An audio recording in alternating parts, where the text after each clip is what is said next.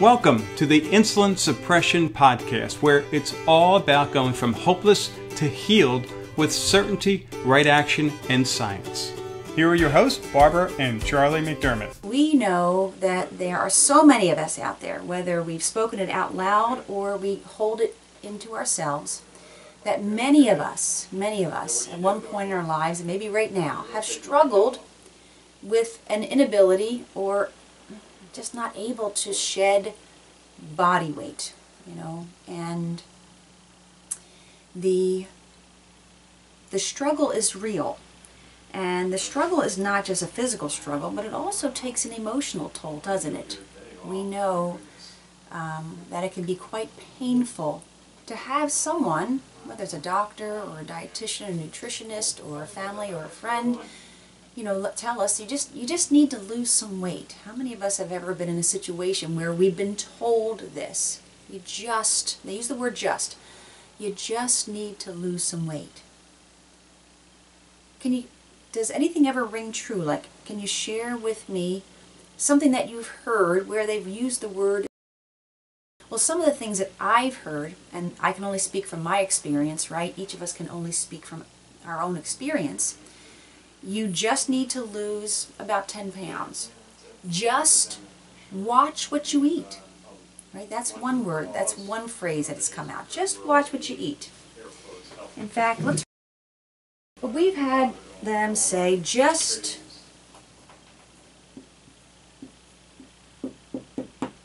watch what you eat, right? What's another one? Anybody out there have an idea on what they want to share? Just watch what you eat. Just maybe get off what? Just get off what? Maybe just get off processed foods, right? Have you ever heard that one? How about just eat organic?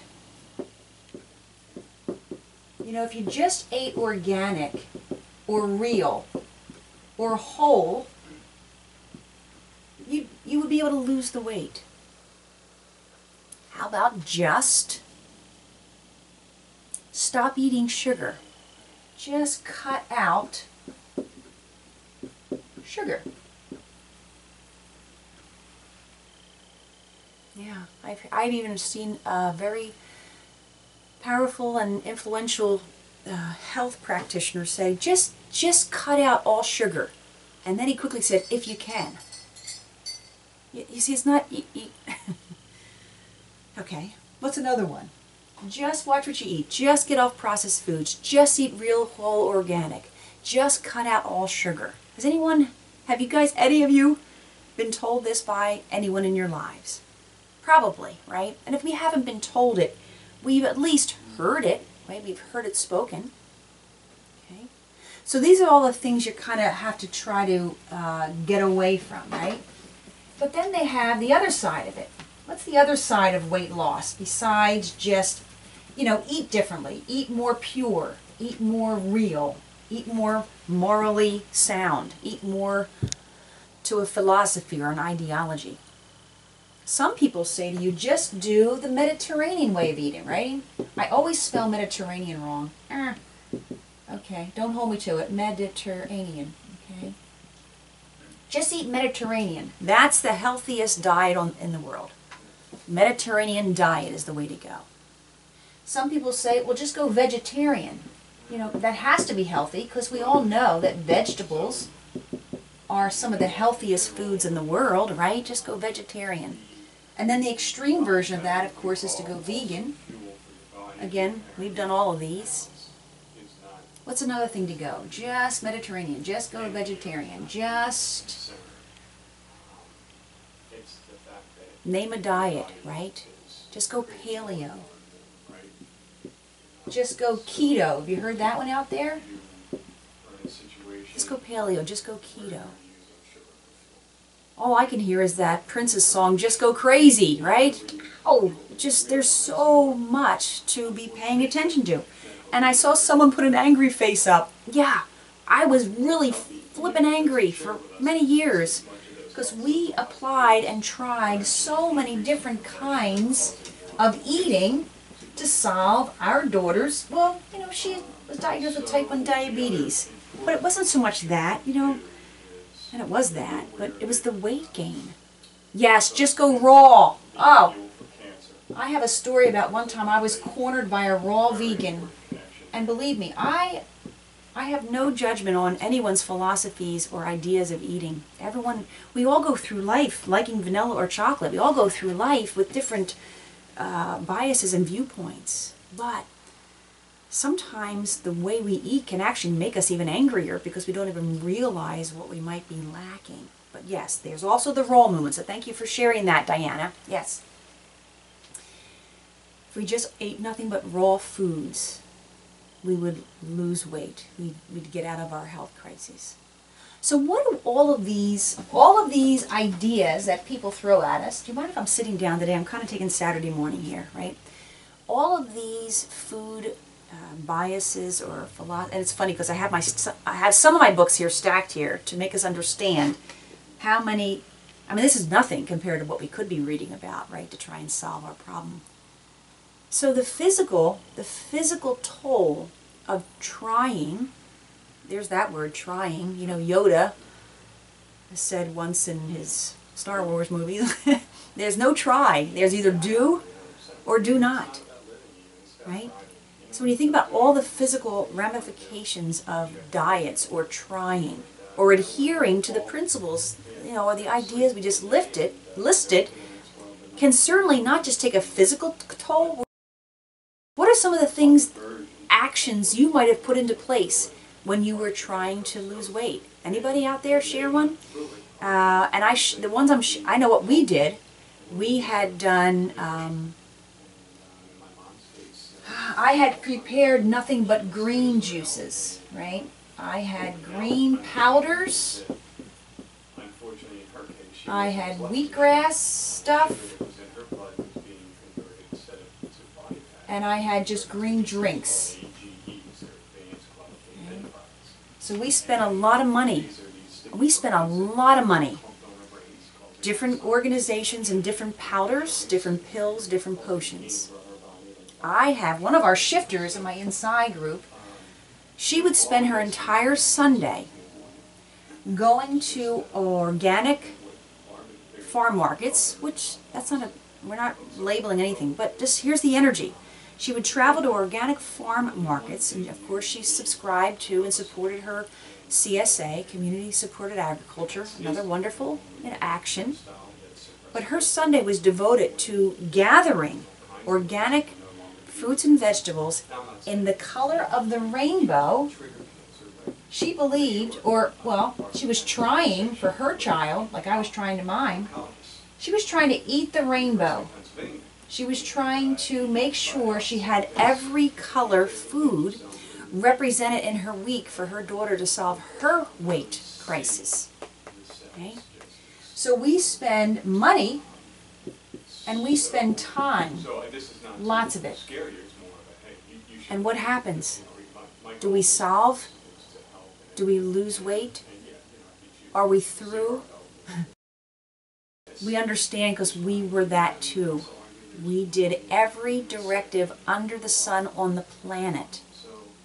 And we just couldn't get out of it. So from the physical assaults and the time and the money and the investment, what's the emotional? Oh wait, we never talked about this word, the E word. Just get more,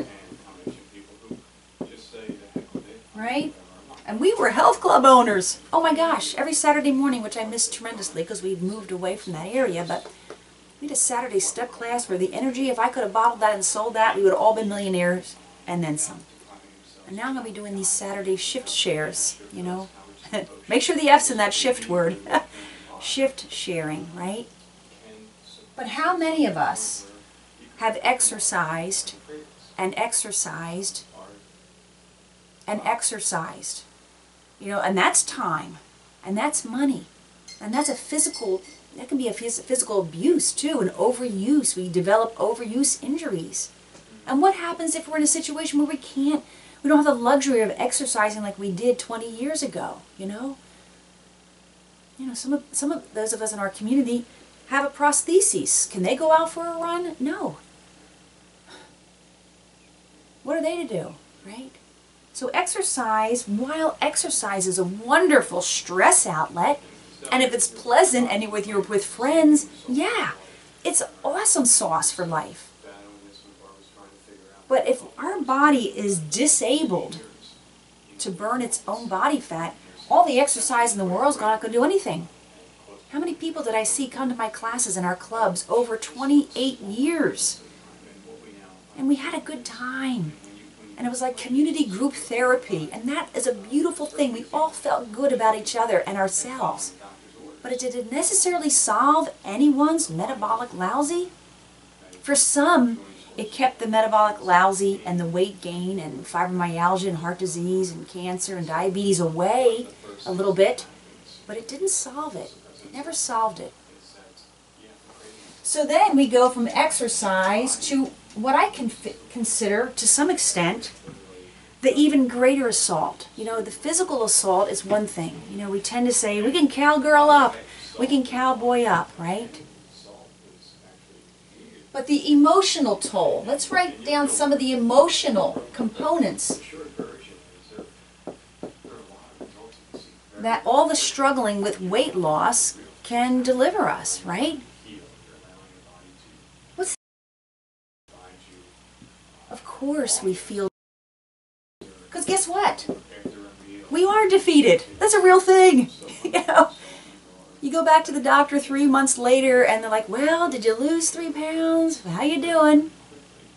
You know, we read body language. We read through the phrases that get handed. Well, keep trying, keep your chin up, love yourself regardless. And we should love ourselves regardless, because our soul is not our temple. Our soul is not our body. Our true self is not represented by the spaceship that I inhabit, right?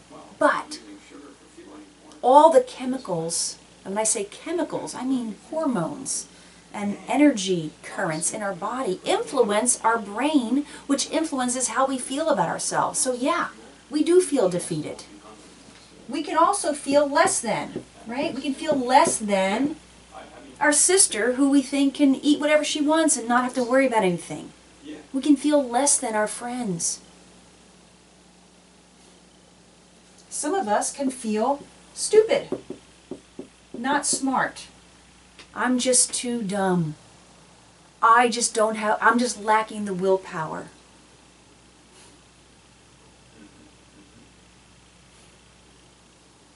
You know, that's when the tears start to come. Because when the emotional toll gets to be so powerful, and we are so beaten down, and we feel so less than, and we actually feel a sensation or a degree of stupid, not smart enough, not good enough, we start to slip into resignation. And sometimes people help us into resignation. Well, this is just going to be your plight. You know, this is what happened to Grandmom and Aunt Betty. This is our family's thing. We've learned to live with it. We just celebrate life regardless of the pain we're in. Admirable. This is just your thing, and you're going to have to learn to live with it. You're going to have to learn to like yourself and everything lousy you're feeling. So the resignation grows. We keep trying to accept, but the resignation is still there. But it's when our spirit starts to unravel. And we start doing what? I don't have anything to do with it, but here's your light. This is, every soul has a light. My friend Josie, she's a shifter in our community, and she told me one time, my shifters help me more than I help my shifters, I think. She said to me, Barbara, hold your light. She said, hold your light for the bigger picture. And that's what I'm telling everyone who's listening out there. You have a responsibility to the universe and to your soul to hold your light for the bigger picture. However, when life starts clamping down on us, and our light gets buried. Our spirit is sapped, and we don't think highly of ourselves, and because we feel lousy. How hard is it to feel good about yourself? Yeah, I feel good about life if I'm in physical pain. If I'm carrying 2 tires around my middle, that's a lot to carry physically. That's a lot more effort in every day. Not to mention the effort put out, but the effort to keep ourselves protected from outside judgment. It's a physical toll, and it is an emotional toll, regardless of group therapy. And this was what I was going through as a mom for my daughter Erin. And she's given us permission to talk about her and her experience. You know, it's hard to put yourself out there and say that life was really bad for a stretch of time. But here's the other thing. Like you, we kept saying, not enough. Let me look through everything I can look through and see if I can understand this. Because here's the thing. The title of today, if we have a hard time losing weight, maybe you need to look at it a little differently. Because no one loses weight. Let me clarify. When we talk about, see, when we want to lose, because our doctors and everybody tells us, you need to lose weight. That's a phrase that, oh my gosh, right? Even 3rd graders know this. It's a outrage to me that young children are even thinking about stuff like losing weight. And that's our society, obviously. That's a whole other discussion, just our society's projected versions of what we're supposed to look like. Good grief, right? Well, anyway. But really, let's talk about the concept of losing weight. It's not weight we want to lose, is it? Because weight represents my bone density. Weight represents my musculature, my fisticuff power in this world. And then it also represents my water that I'm carrying. I want to have water in my body. I don't want to be shriveled up like a garden hose in the Florida sun. It's so crusty, right? So weight represents bone, hallelujah, muscle, hallelujah, water, hallelujah, right? We want all of those things. But it also represents adipose tissue or fat, right? Fat is fuel.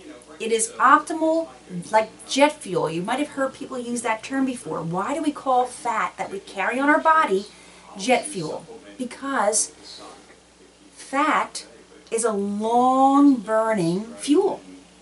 Sugar, real fast and short. It's quick. It's less than optimal, obviously. When you burn sugar, it's oxidative. Sugar burning is aging. Fat burning slows down aging. Wow, give me some of that. Well, you actually have some of that. That's what's exciting. Okay. So when we go back to losing weight, we don't want to lose bone density. We don't want to lose muscle. We don't want to lose water. To some extent, some of us do want to get rid of some water, some excess water we're carrying. Yeah. But really what we're saying when a doctor says you just need to lose some weight, cut to the chase. What they're really saying is, buddy, or Erin, my daughter, you just need to lose some fat. You need to lose body fat. That's all we want to lose, right? Just the word fat. Oh, I mean, I grew up in the 70s, 60s, and 70s. It was a derogatory insult. That's how you bullied people, right? Remember Skinny and Fatty had a race all around the United States. Skinny says it wasn't fair because he lost his underwear. You know, we used words to hurt people. And fat, in my world, is like, it's awesome sauce. So for losing weight, we have to be mindful that we're not going to lose weight. We want to lose. But here's the thing. You don't ever lose fat. Wait, what? What do you mean you don't lose fat, Barb? Well, energy, if you study science, physical science, energy is never either created nor destroyed. It's only changed. So we can never lose fat. What's the word? What's the word? It's not lose. We need to be able to use fat. So in order to lose weight like the doc or someone's telling you, what you really have to shift is an understanding of how to do that. We do that by using the fat that we're carrying, using the fuel on our body. Isn't the machine that we are inhabiting amazing?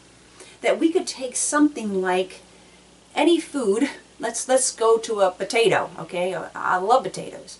You know, you go to a carbohydrate, which is a plant. All plants are carbohydrates, right? A plant-based diet is a carbohydrate diet. That's another thing we have to be aware of.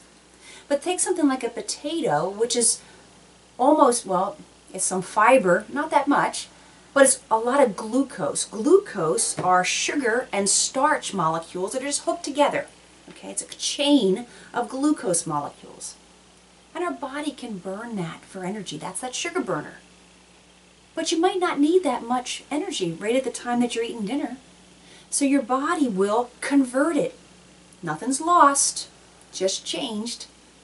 And now the glucose from that potato is now fat around our waist. And I've talked about this before.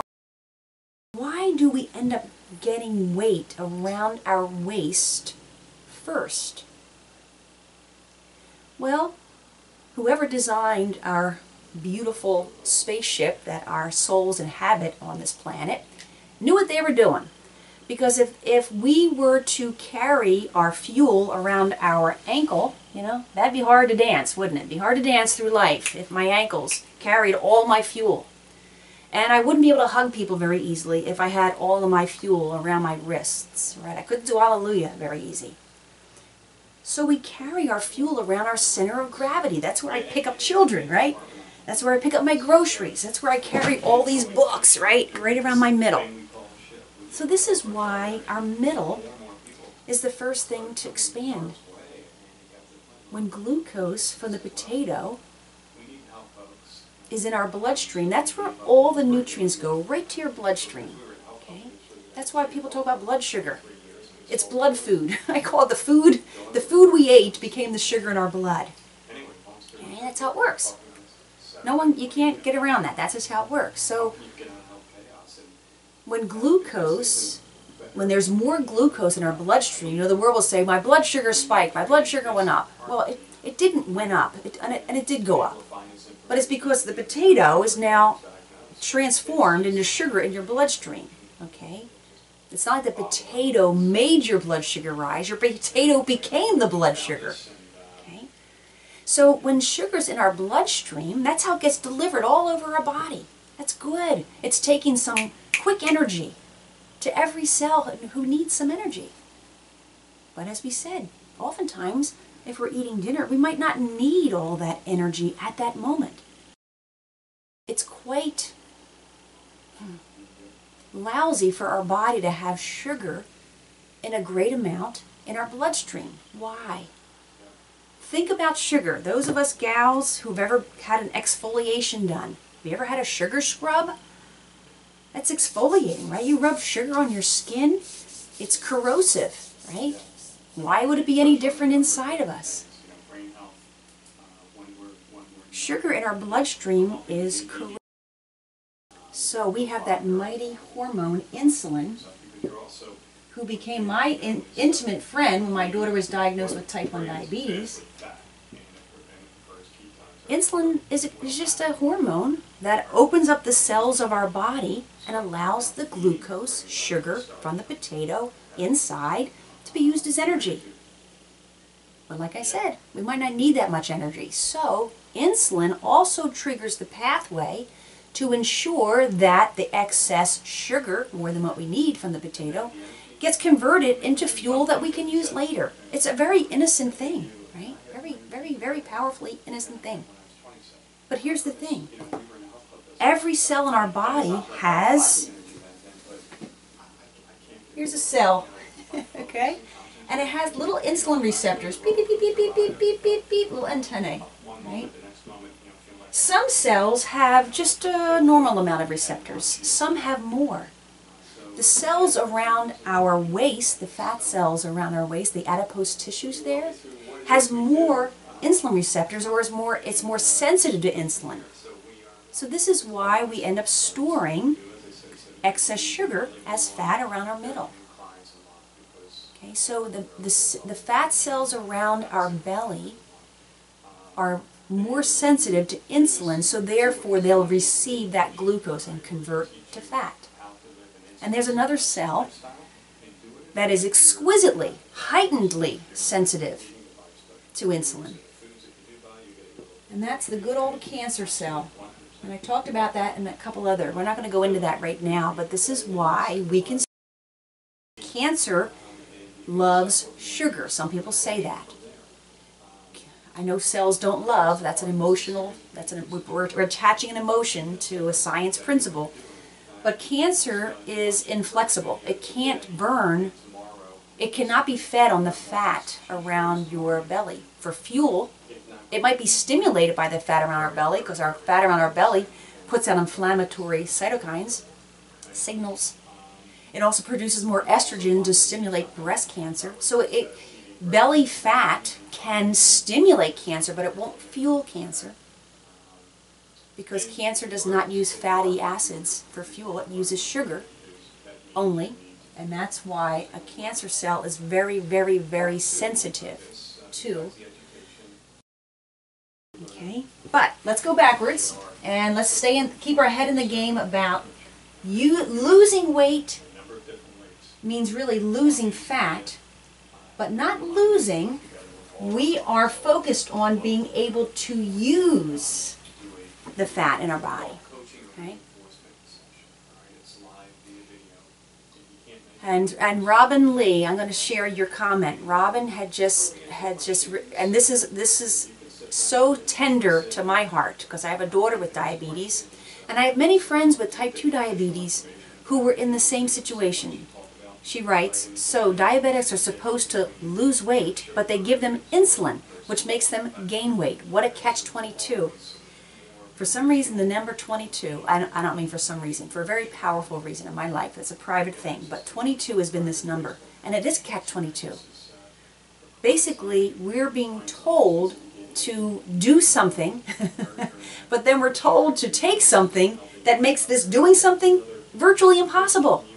And there's the emotional insanity, defeat, spirit-sapping, life-changing lousy that many of us are involved in. And so, I just erased this word. To be able to use our body fat to fuel our day, it again comes down to this hormone. Gosh, how many times I've written the word insulin in the past decade, I don't even know.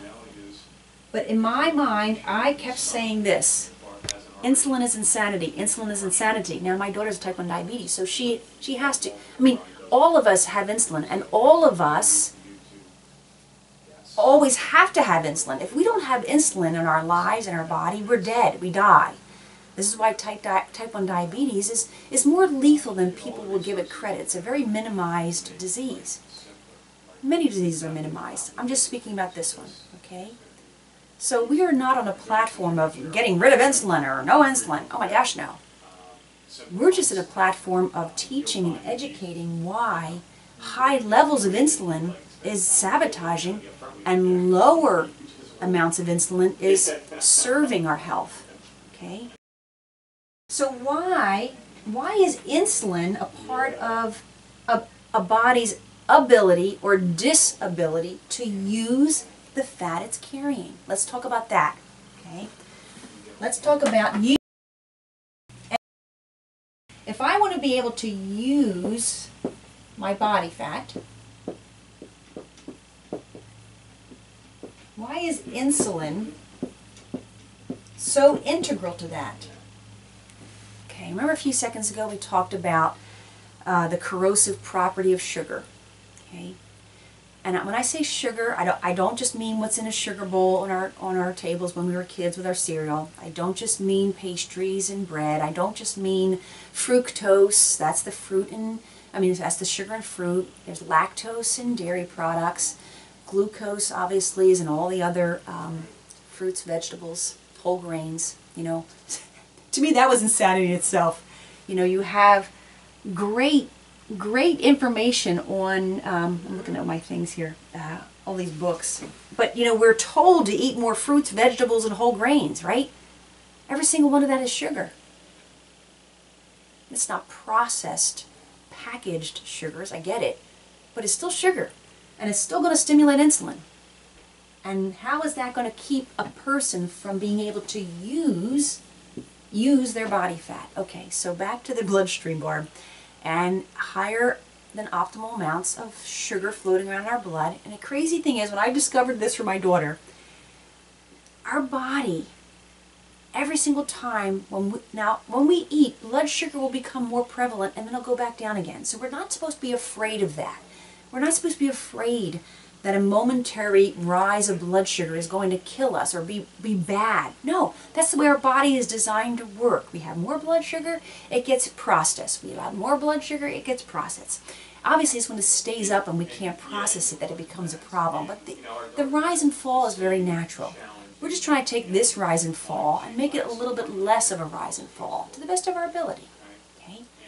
But in our bloodstream, the body's kind of set point, like this is as high as we want to be all the time, is just 1 teaspoon, like an actual kitchen teaspoon amount. That's 4 grams. That's 4 grams of carbohydrate. That's a little number. It's a really little number. And yet, we're told by the diabetes associations and others, you know, just saying eating more fruits, grains and vegetables is going to ensure that we're going to have like 68 grams of glucose per meal, sometimes 120. And the number is supposed to be 4 now. Not no one, but many people don't stay just at 4. We go up 24, 35, these different numbers, but the body will bring it back down again. That point is, no matter what we eat, or how much, or how frequently, your body will strive to bring you back to just 4 grams circulating in your bloodstream. That's the optimal amount.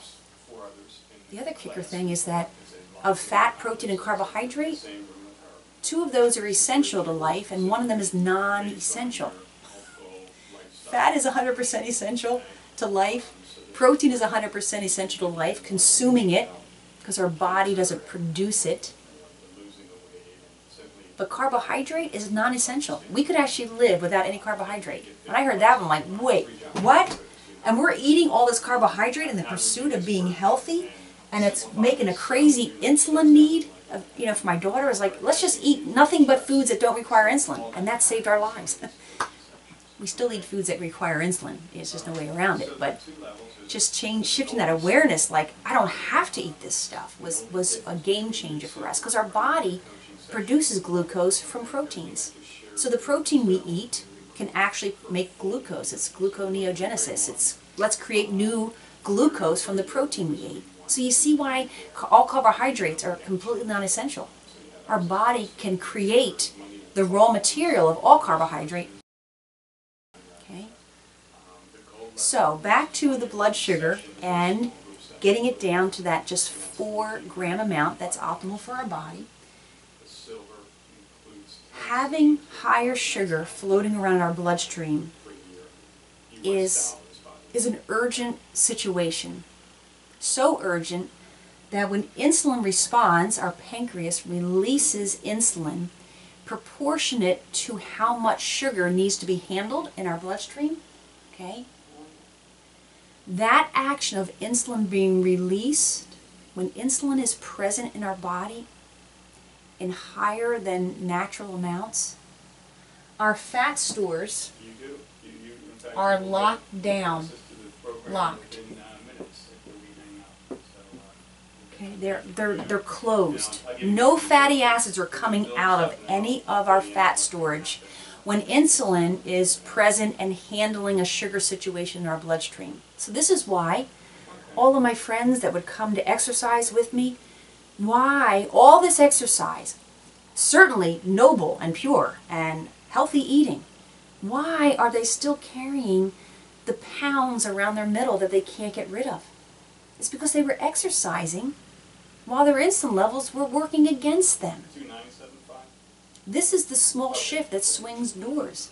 If we now know to exercise when insulin levels are optimally low, but here's the big win. And I chuckle because it just makes me giddy, because I think about my life journey, and my husband and I, we were the exercise power family, exercise and healthy eating. We had health clubs where we had people running on treadmills and taking classes, and these were all wonderful activities.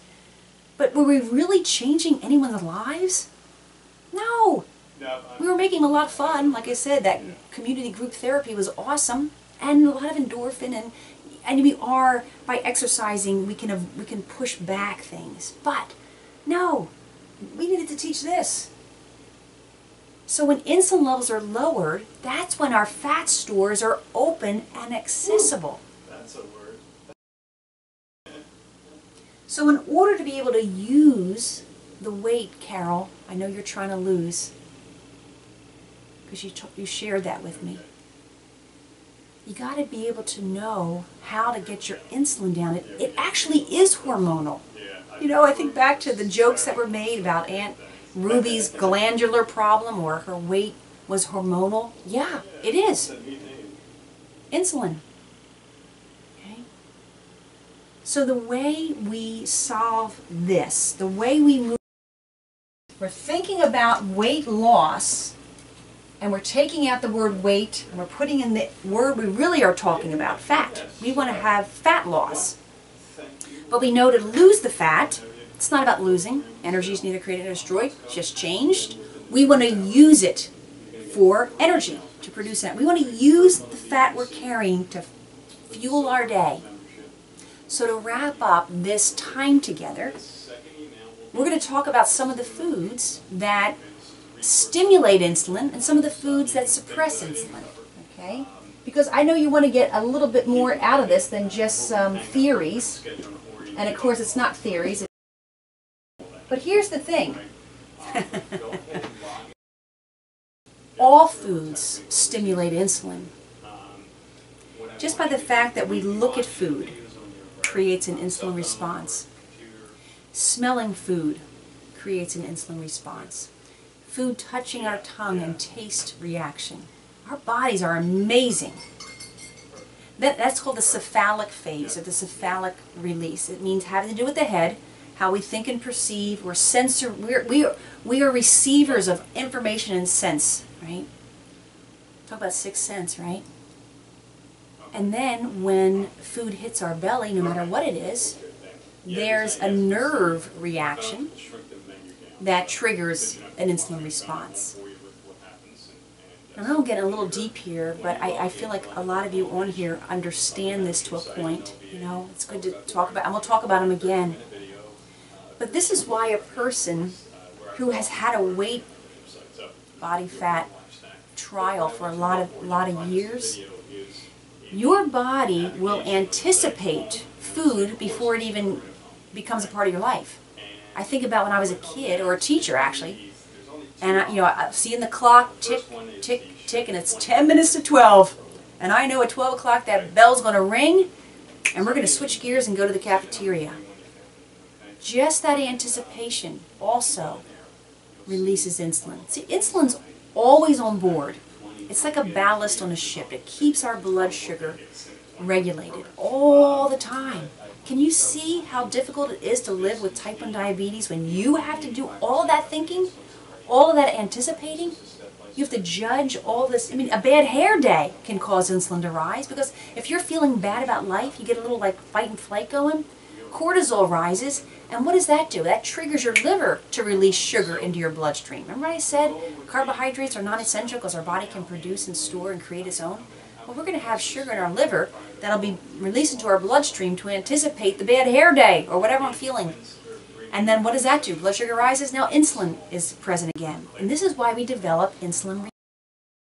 We've been led to believe that we should be eating healthy, organic, real, plant-based life, and all of that is carbohydrate, so we're all to some degree, insulin resistant because insulin has been so prevalent. You know, hormones are supposed to do this, pulse, and then like not be bothered again. Pulse, and not be bothered again. But life has become chronic. We're chronically stressed because of social media and job changes and political environment and fisticuffs in the world, right? We have chronic stress, and we also have chronic metabolic lousy in the form of high levels of insulin. So our cells become desensitized. So losing, there I caught myself, using belly fat requires that we become more sensitive to insulin again. Which means we need to eat foods that suppress or don't stimulate insulin as much. And the cool thing is, once you start gravitating towards foods that suppress or don't stimulate insulin as much, guess what happens? Your cravings go away. Like, wait, I had cravings? I forgot. That was 10 years ago. That doesn't have anymore. Then your appetite becomes so regulated that you forget to have lunch. That's my new catchphrase. I don't do lunch. Just not hungry. If that sounds so foreign to you, take a breath and drop your shoulders and know that you can achieve that. We live it, and all of our shifters do too. It's really cool to be free from food. Forget the kumbaya people who tell us we have to have a healthy relationship with food. Are you kidding me? I'm going to save my relationships for the people in my life that I love. I don't need to have a relationship with food. You know? So getting insulin, not stimulating insulin. When I say the word suppress insulin, we eat and the way we eat creates our lifestyle that we just keep insulin down. We don't eliminate insulin, we just kind of keep it down. Okay? So some of the foods, and I'm just going to go in categories. Foods that suppress insulin, believe it or not, one of my favorite foods, I call myself Butter Barb, but all fats, as a category, suppress insulin. Because when fat comes into our body, it gets broken down to fatty acids. Fatty acids don't stimulate insulin. Okay? Foods that stimulate insulin, you've heard me say the C word, are all carbohydrates. And that's a whole category and another talk in itself will do. Because there's just the concept of carbohydrate is a whole planet of, whew, see these books?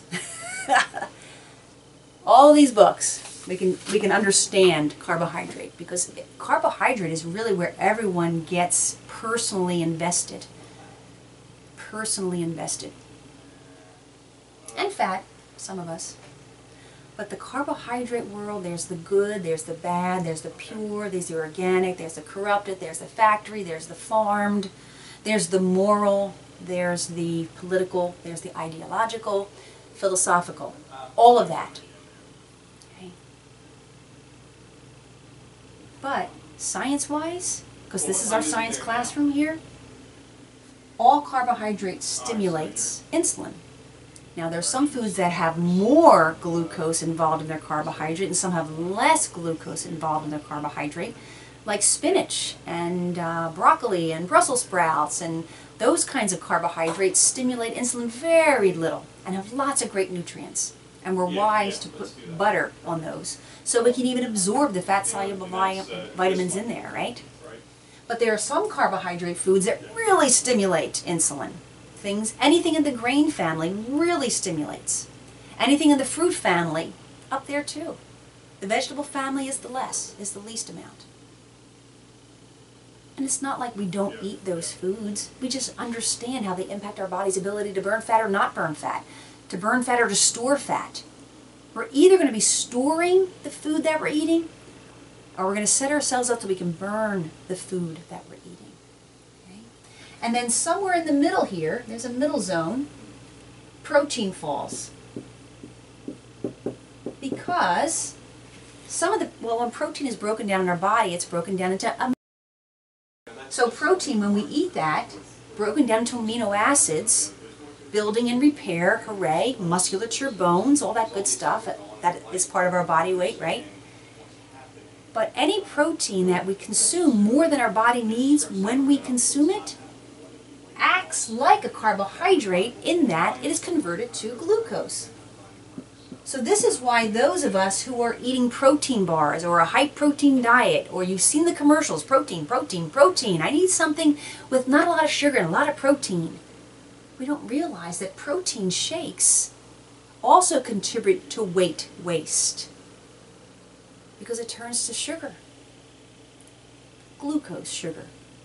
And glucose sugar is in our bloodstream. And glucose sugar in our bloodstream triggers insulin. And insulin creates new belly fat and locks it down and keeps you from being able to burn it, keeps you from being able to use it. So in order to lose the weight, we just need to learn how to use the fat, use the weight. Shelley just said, so you must follow a ketogenic diet? We teach ketogenic diet because, why do we teach ketogenic diet? Let's talk about that real quick. The reason we talk about ketogenic in our world, in our shift community, is this word that I love. Because when I found this out for my daughter Erin, who had to inject insulin and was told to eat like a ridiculous amount of carbohydrates, okay, here's the word. This is the word that can solve all neurosis, I like to say. I like to rhyme. My kids make fun of me in a fun way. But to me, ketosis solves every physical neurosis. Why? Ketosis is just the science term for when our body is burning fat. Do you want some ketosis? Yes please. I would love some ketosis. Because when I'm burning fat, I am energized by energy particles called ketones. Cancer cells can't use ketones, but all the rest of my cells in my body can use ketones. Yes please, I'll have a heap in order of that. When I'm in ketosis, I'm burning. I'm using my fat. I'm losing my fat because I'm using my fat. Imagine how, you see why I'm excited? I get excited because when I help others go through their day excited because they know that during their day, they're burning the fat they're carrying. They're not craving sugar anymore. They're not hungry. They're burning their own fat for fuel. Their aging is slowing down. Their neuropathy is healed. Their fibromyalgia is gone. They're running circles around their kids, and their kids are like, wait, what are you eating? Butter, kid. I'm eating butter again. Right? So, ketosis means fat burning. Any of us, whether we're just not eating and we're a monk or we're a yogi out in India who is doing a vision quest, and there's all kinds of ways to get to ketosis. You can just not eat. Okay? And that means there's no energy going in your body, so eventually you shift to burning your body fat. That's called dieting or vision questing or fasting for spiritual religious purposes, or it's actually life as usual for us, because we end up fasting for hours because we're just not hungry, because we've actually chosen to be fat burning more often. We never don't burn sugar again. It's not about that. But we're just not feeding our body so it's stuck in sugar burning. We're feeding our body so we're doing fat burning way more often than we used to. It's how I used to feel when I was 12 and I say, Mom, I can't come in for dinner. I'm having too much fun. That's what life should be like. I don't want to go out to lunch. I'm having too much fun. I'm too busy. I'm productive. I'm creative. I'm energized. Okay? So ketosis can be achieved very easily through a ketogenic way of eating. Some people use the word ketogenic diet. Individuals will use that to resolve or to battle through cancer. Families use a ketogenic diet to help their child with uncontrolled epilepsy. Insulates the brain, softens the sparks. Because sugar is an excite factor for epilepsy and autism. A brain on fire, fibromyalgia, nerves on fire, Parkinson's, brain on fire, Alzheimer's plaqued and corroded by sugar, all carbohydrates. So just shifting away from that lifestyle to a lifestyle that's fat, I just call it fat focused. So yeah, I forget who asked that. Yes, we do. We don't do a ketogenic diet, we teach it, but actually we just teach ketosis. But you can achieve ketosis not on a strict keto diet. You can achieve ketosis just by eating less carbohydrate and more fat. You know, the degree to which we apply our life to the science is up to us. But here's the thing. Our mission is to get the science out there so everyone can make their own choices and not be led by, you know, the latest magazine cover, right? I mean, my gosh. You know, and I'm not against magazine covers, but, you know, when you see, and you know what they look like, these nutritional directives out there that are, they show the color of the rainbow with every fruit and vegetable, and I say, all carbohydrate. What's in his hand? All carbohydrate. You know, no one out there is saying eat butter. I'm telling you, eat butter. But I'm going to tell you to eat butter with carbohydrate down lower. I'm going to say put butter on your broccoli. Like, really put it on your broccoli and your salmon. This is why it's so exciting. We didn't know we were allowed to eat those foods. So, I know I have a stack of books here. Maybe the next time I'll talk on some of these. These are some of the books I would recommend you reading if you want to do investigating on your own. But if you want to cut to the chase and just immerse yourself in a community that restores sanity, that understands the science, like owns it, right? You don't know. My friend Steph told me this because I helped her to know. You can't own anything. See, the word own is in there. You can't own your health until you actually know the science. So if you would like to immerse yourself in a community, come on in. Or if you just want to find, it's www.theshiftformula. Don't forget the F in the shift. Okay? theshiftformula.com. And the shift, what's the middle letter? It's I, which stands for you. You are the most important person in your life, the I in your life. And it's also referring to the insulin. Because once you understand insulin, oh my gosh, you'll be the next disciple. Some of my shifters call themselves disciples. Because we see people struggling. We see them in chaos. We see them overwhelmed. We see them beaten down, defeated, frustrated, and feeling lousy. And their light is clumped down. Knowing insulin, you open up, literally. You're lighter and lightened, and then your light shines.